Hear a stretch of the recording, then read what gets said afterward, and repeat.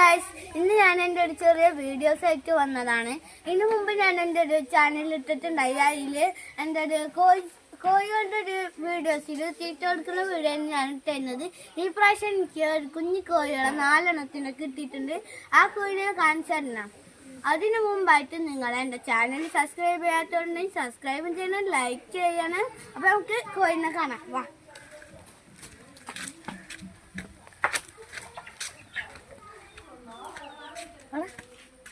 ഇതാണ് ഞങ്ങളെ കോഴിട്ട. 4 എണ്ണാണ്, 3 എണ്ണം കേട്ടോ.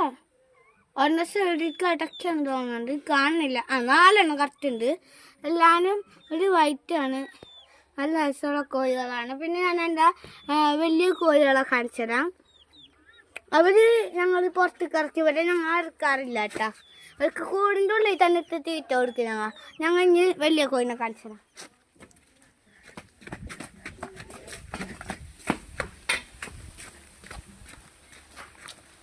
ഇതാണ് എൻ്റെ അനിയന്.